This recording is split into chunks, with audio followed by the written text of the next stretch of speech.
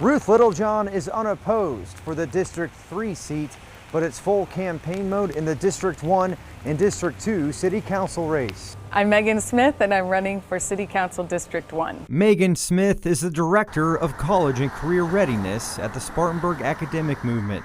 She is facing incumbent Sterling Anderson for a district in the west side of the city. I think we feel like our part of the city has been overlooked and neglected for some time now. And we need some new leadership who's going to make sure that we get the investment and the attention from the city that we deserve and need. Anderson says he's been vocal for District 1 while being fiscally responsible. The councilman notes that he's ushered in 2 new parks to the area. I'm a businessman, and I make decisions about dollars, tax dollars, the citizens' tax dollars, with a business sense.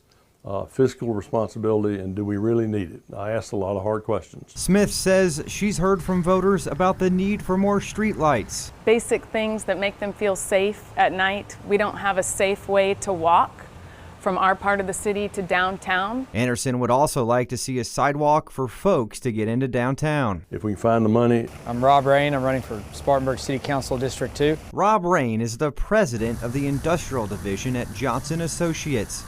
He's facing incumbent Alan Jenkins for a district in the east side of the city. We're in a region that's experienced tremendous growth. Rain says his first focus is to advance the growth taking place. Primarily in jobs and investment. We've done a great job with our downtown creating a sense of place, and it's time to bring jobs as well and to bring businesses as well.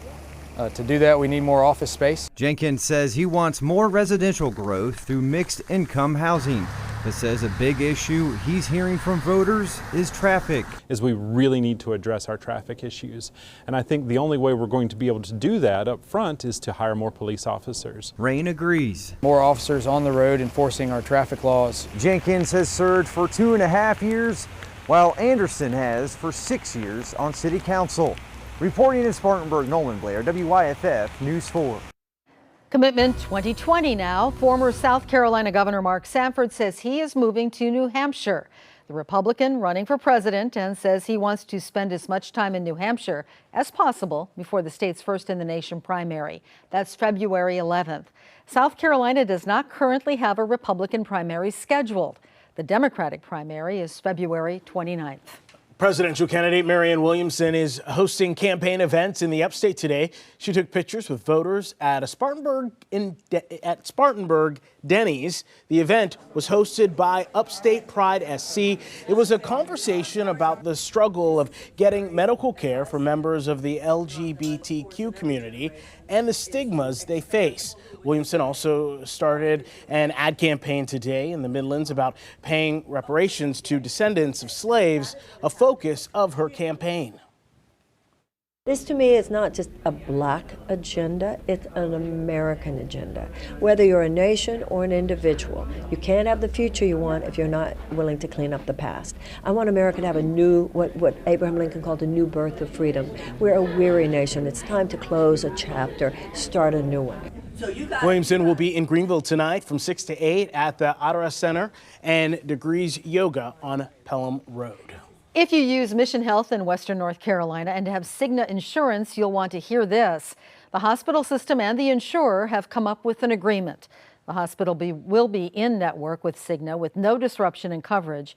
Both have been talking about that for weeks. Word of the agreement came today.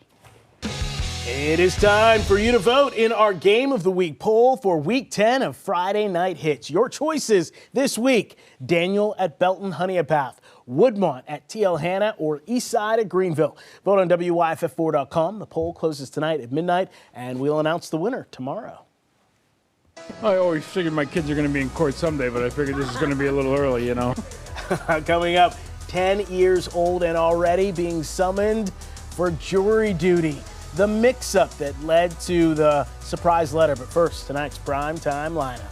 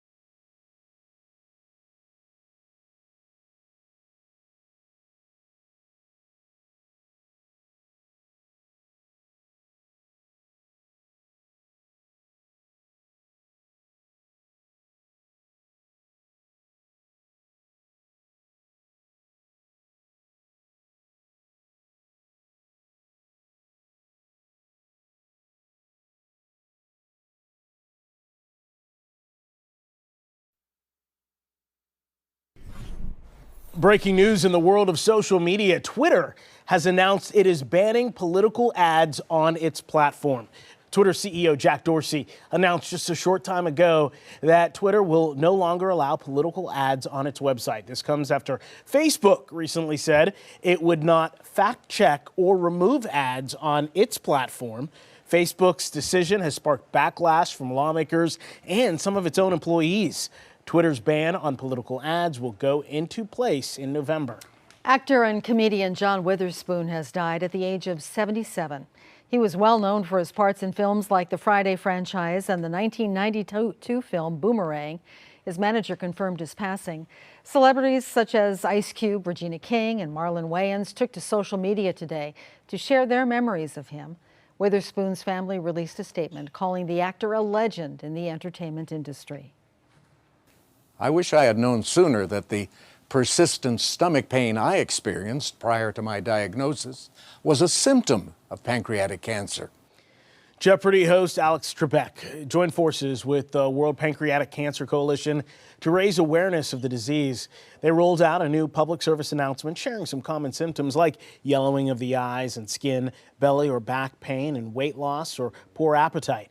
Trebek announced his diagnosis in March. He's asking people to wear purple in November and help spread the word about the disease. 72 members of the British Parliament are standing with Meghan Markle. The lawmakers sent the Duchess of Sussex an open letter of support, saying the coverage she has gotten by British media outlets since becoming a royal has, quote, outdated and colonial undertones. The lawmakers also asked the press to stop seeking to tear down a woman for no apparent reason. The Duchess and her husband, Prince Harry, recently brought legal proceedings against British newspapers. They are currently on a 6-week break from royal duties. And live super Doppler 4 HD showing a band of some heavy downpours of rain moving through you folks in Paul.